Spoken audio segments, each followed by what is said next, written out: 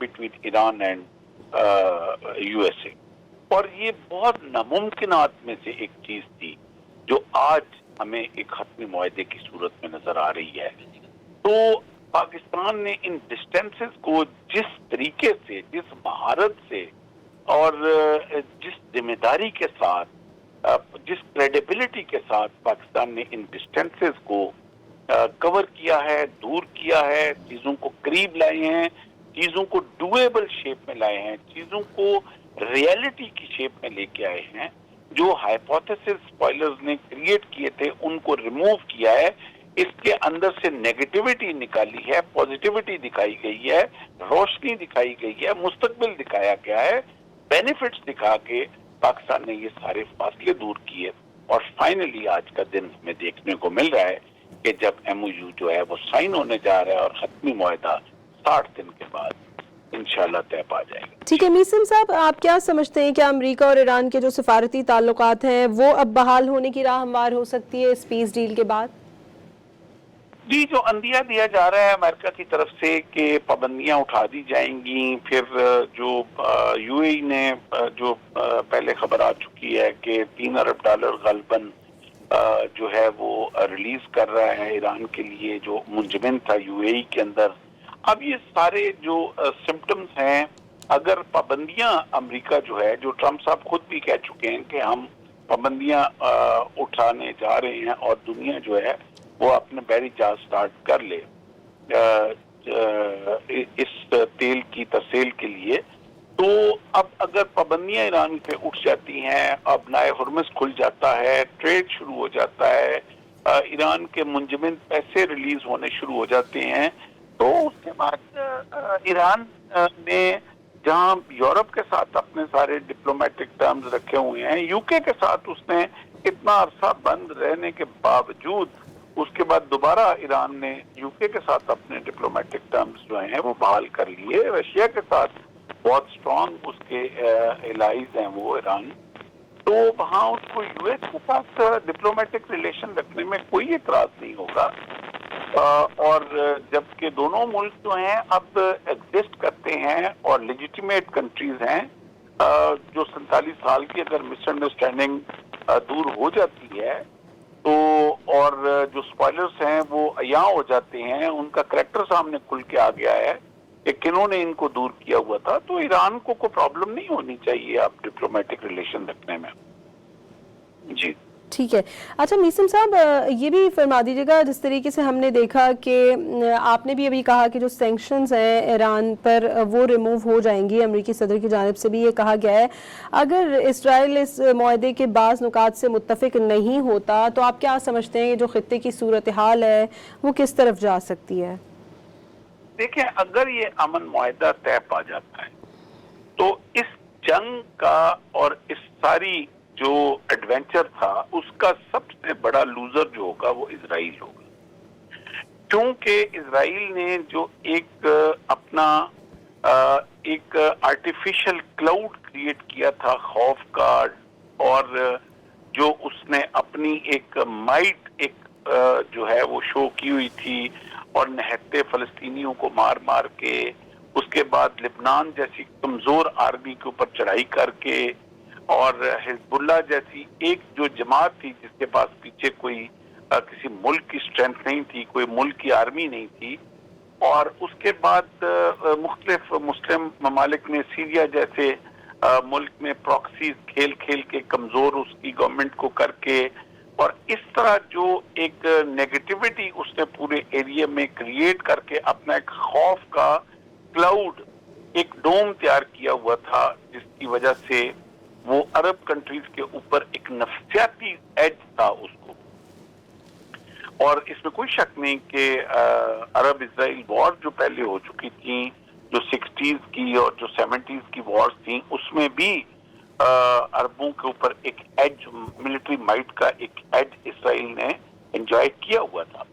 تو اس ساری 60s سے لے کے 2026 تک جو ہے وہ اسرائیل نے ایک بہت بڑا اپنی مائٹ کے ذریعے جو آرٹیکولیٹ کیا ہوا تھا، اس کی وجہ سے نفسیاتی طور پہ عربوں کے اوپر ایک سخت دباؤ تھا. اور اس دباؤ کا بھرپور فائدہ بھی اسرائیل نے اٹھایا، اور وہی دباؤ تھا جس کی وجہ سے یو اے ای نے اسرائیل کی ایگزسٹنس کو ایکسیپٹ کیا. اس کے بعد اور بھی کافی سارے مسلم کنٹریز نے اس کو اپنی راہداریاں بھی دیں اور ان کے ساتھ ٹریڈ بھی کیا. یہ اسی دباؤ کا نتیجہ تھا. اور اس جنگ کے بعد اس سارے کا سارا دباؤ جو ہے وہ آرٹیکولیٹڈ جو ایک مائٹ تھی وہ اس ڈیفیوز ہو گئی. اسرائیل ایکسپوز ہو گیا ایران جنگ کے بعد، اور ایران نے جس طرح اس کو ناکوں چنے چبائے ہیں اس جنگ میں، اسرائیل کی وہ مائٹ ختم ہو گئی. اور اب جو ہے وہ عربوں اور ایران کے بیچ میں ایک انڈرسٹینڈنگ ڈیولپ ہونے جا رہی ہے، اور امریکہ اس میں ایک رول پلے کرے گا. اور امریکہ کو بھی اب بڑی کلیئرٹی کے ساتھ سمجھ آ گیا ہے کہ یہ جنگ امریکہ کی نہیں تھی. امریکہ کی عوام نے اس جنگ کو رد کر دیا تھا، امریکہ کے پارلیمان نے اس جنگ کو ریجیکٹ کر دیا تھا، سینیٹرز نے اس جنگ کو ریجیکٹ کر دیا تھا، امریکہ کے فارن آفس نے اس جنگ کو ریجیکٹ کر دیا تھا، امریکہ کی ڈیپ سٹیٹ نے، ملٹری مائٹ نے اس جنگ کو ریجیکٹ کر دیا تھا کہ یہ جنگ امریکہ کی نہیں ہے. اس جنگ میں امریکہ کو اسرائیل کے نیریٹو کے اوپر دھکیلا جا رہا تھا. اور امریکہ نے جب اس چیز کو ریئلائز کیا تو اس کے بعد چیزیں جو ہیں وہ ٹھیک ڈائریکشن میں چلنی شروع ہو گئی ہیں. اور اب جو اسرائیل کا رول ہے وہ بڑا محدود ہو جائے گا، اور اسرائیل کو اب اپنے سروائیول کے جو ہیں وہ بہت سیریسلی اس کو خدشات جو ہیں وہ اس کو سامنے نظر آ رہے ہیں، کیونکہ چیزیں اب بہت ڈفرینٹ اینگل سے جو جن کنٹریز کو افیکٹ ہوا ہے اسرائیل کی ایکسپینشن کے ساتھ، وہ ان چیزوں کو بہت ڈفرینٹ اینگل سے دیکھیں گے. اور اسرائیل جو ابھی اپنی بہت بڑی ایکسپینشن دیکھنے جا رہا تھا، اب اسرائیل اپنے آپ کو سکڑتا ہوا دیکھتا ہے. جی ٹھیک ہے میسم صاحب، امریکی صدر دفاعی تجزیہ کار میسم رضا صاحب ہمارے ساتھ موجود تھے. آپ کو یہ بتائیں کہ ایران کے ساتھ امن معاہدہ اب مکمل ہو چکا ہے. امریکی صدر ڈونلڈ ٹرمپ کی جانب سے یہ کہا گیا ہے کہ اب ایران کی بحری ناکہ بندی ختم کر دی جائے گی. صدر ٹرمپ نے یہ بھی کہا کہ دنیا کے تمام بحری جہاز اپنے انجن سٹارٹ کر لیں، دنیا میں تیل کی تجارت دوبارہ شروع کی جائے گی. اس سے قبل وزیر اعظم شہباز شریف نے امریکہ ایران معاہدہ طے پانے کی نوید سنائی تھی. فریقین نے تمام محاذوں پر جنگ کے فوری اور مستقل خاتمے پر اتفاق کر لیا تھا. نمائندہ واشنگٹن انور اقبال صاحب بھی ہمارے ساتھ موجود ہیں. انور اقبال صاحب، امریکی صدر ڈونلڈ ٹرمپ یہ معاہدہ آج ہی کے دن کرنا چاہتے تھے کیونکہ 14 جون امریکی صدر کی سالگرہ کا دن بھی تھا، جس پر انہوں نے اس دن کو تاریخی بنانے کی کوشش کی. کیا سمجھتے ہیں آپ، کیا یہ معاہدہ صدر ڈونلڈ ٹرمپ کی خارجہ پالیسی کی بڑی کامیابی سمجھا جائے گا؟ دیکھیں، بڑی کامیابی تو ہے، اور اگر یہ میمورینڈم آف انڈرسٹینڈنگ جو اس کے نتیجے میں الٹیمیٹ سمجھوتا ہو جاتا ہے، جس میں معاملات طے پا جاتے ہیں مغرب مشرق وسطیٰ کے، تو یہ بہت بڑی کامیابی ہوگی سب کے لیے، بین الاقوامی برادری کے لیے کامیابی ہوگی، اور یہ اس کامیابی کی طرف پہلا قدم ہے. لیکن یہ کامیابی تو ہے، صدر ٹرمپ کی کامیابی ہے اور پاکستان کی کامیابی ہے. ٹھیک ہے. انور اقبال صاحب، یہ بھی بتا دیجیے گا کہ ہم نے دیکھا کہ ایران نے اس معاہدے کے بدلے میں کئی قربانیاں دی ہیں، جن میں آیت اللہ خامنئی صاحب کی جو شہادت تھی وہ اس کا بھی ذکر کیا جائے تو بے جا نہیں ہوگا. تو آپ کیا سمجھتے ہیں کہ کیا قربانیاں دی ہیں اور اس کے بدلے میں ایران نے کیا رعایتیں حاصل کی ہیں؟ دیکھیں، رعایتیں حاصل کرنے کے لیے تو ایران نے جنگ نہیں شروع کی تھی، نہ ایران نے جنگ شروع کی تھی. یہ تو جنگ شروع کی تھی امریکہ نے، ایران نے اپنے آپ کو ڈیفینڈ کیا تھا، ٹھیک ہے نا. اور ڈیفینڈ کرنے میں ظاہر ہے اس میں جہاں کا زیاں تو ہوتا ہے، اور اس میں آیت اللہ خامنئی کے علاوہ بھی بہت سارے لوگ شہید ہوئے، اور اس ایران میں بہت تباہی بچی، اور معاشی طور پہ ایران کو بہت نقصان پہنچا. تو ایران نے تو بڑی قربانیاں دی. اب اس جنگ، اگر اس سمجھوتے کے نتیجے میں اگر ایران کو اس بات کی اجازت مل جاتی ہے کہ وہ جو بین الاقوامی معاشی نظام ہے اس سے وہ جڑ جائے، تو ایران کا اس سے بڑا تو فائدہ اور نہیں ہو سکتا. کیونکہ ایران میں یہ حال ہے کہ یہ کہتے ہیں کہ ایک روٹی جو گورنمنٹ کو 100 روپے، گورنمنٹ کو ایک روٹی پہ 100 روپے خرچ کر کے گورنمنٹ صرف عوام کی قوت خرید اتنی کم ہوگی کہ تو ان سے 10 روپے لیتی ہے، باقی جو 90 روپے ہے وہ سبسیڈائز کرتی ہے. ہر چیز میں گورنمنٹ کو عوام کو پیسہ دینا پڑتا ہے، اور چونکہ ان کے پاس تیل کی دولت ہے، اس کی وجہ سے وہ اب تک سروائیو کر پائے، ورنہ نہیں کر پاتے، ریلیپس کر جاتے. تو لیکن یہ کہ ظاہر ہے جس حساب سے ان کے پاس تیل کی دولت ہے اس حساب سے، اور جو ان کے پاس سائنسی معلومات ہے، ان کا جو ایک پورا پڑھی لکھی مڈل کلاس ہے، ایران کو ایک بڑی علاقے کی ایک بہت بڑی طاقتور ہونا چاہیے تھا. تو اگر ایران پہ جو پابندیاں امریکہ نے لگائی ہے، سینکشن جو لگائے ہوئے ہیں، اگر وہ پابندیاں اڑ جاتی ہیں تو ایران بہت تیزی سے ایک میجر ریجنل پاور بن سکتا ہے. ٹھیک ہے انور اقبال صاحب، جیسا کہ آپ نے بھی ذکر کیا معاشی طور پر بھی اور دیگر حوالوں سے بھی دیکھا جائے تو یقیناً ایران کو بڑا نقصان اٹھانا پڑا ہے.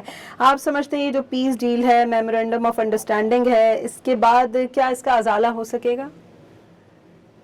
اگر آپ کے مراد تاوان جنگ سے ہے تو وہ تو نہیں دے گا. بہرکیف تاوان جنگ صرف اس صورت میں دیا جاتا ہے نا کہ دو میں سے ایک فریق ہار جائے میدان جنگ میں، جی تو اس کے بعد تاوان دیتا ہے ہارنے والا فریق.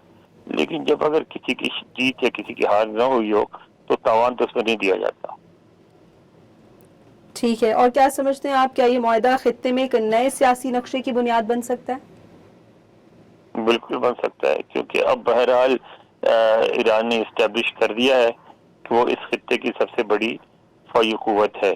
اور اس کے بعد جو بھی ممالک ہیں وہ پہلے تو بالکل آنکھ بند کر کے امریکہ پہ بھروسہ کر کے بیٹھے تھے کہ امریکہ کے اگر فوجی اڈے ہیں تو ہمیں کوئی خطرہ نہیں ہے. لیکن اب ان کو اپنی پالیسی پہ درجہ کرنی پڑے گی، دیکھنا پڑے گا کہ جی جو بھی سمجھوتا کر رہے ہیں، جس سے بھی کر رہے ہیں، اس کا اثر ایران پہ کیا پڑے گا.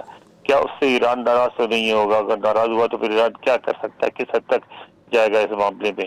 یعنی اب جو وہاں بھی جو بھی ڈیسیشن ہوگی خطے میں، وہ چاہے سعودی عرب لے یا ابوظہبی لے یا شارجہ لے، اس کو ایرانی جو کنسرن ہے ان کو بھی اپنے سامنے رکھنا پڑے گا. ٹھیک ہے انور اقبال صاحب، امپورٹنٹ بات، کیا اس معاہدے سے جو عالمی تیل کی قیمتیں ہیں ان میں کمی آئے گی، اور جو اسٹریٹ آف ہرمز ہے اس کے کھلنے سے عالمی تجارت اور اوور آل توانائی کی سپلائی پر کیا اثر پڑے گا؟ تیل کی ترسیل کا بہت بڑا یہ جو آبنائے ہرمز ہے بہت بڑی گزرگاہ ہے. اگر یہ کھل جاتی ہے تو بین الاقوامی مارکیٹ میں کھلے عام تیل پہنچنا شروع ہو جائے گا. جیسے ترکی، وہ چین ہے اور انڈیا ہے، جیسے ان کو کہا جاتا ہے کہ بہت بڑے لیکن آئل اسٹاروڈ کنٹری ہے، جو اپنے طور پر خود اتنا آئل پیدا نہیں کر سکتے کہ اپنی ضروریات پوری کر سکے. تو وہ ان کو تیل ملنا شروع ہو جائے گا. پھر جو غریب ممالک ہے جن کی ہاں قیمت بہت تیزی سے بڑھی، جس کی وجہ سے عوام میں غربت اور افلاس پھیل گئی ہے، پریشر پڑا معیشت پہ، جیسے پاکستان میں بہت پریشر پڑا ہے، وہ ایز ہو جائے گا، ان کو مناسب قیمت پہ تیل ملنے لگے گا.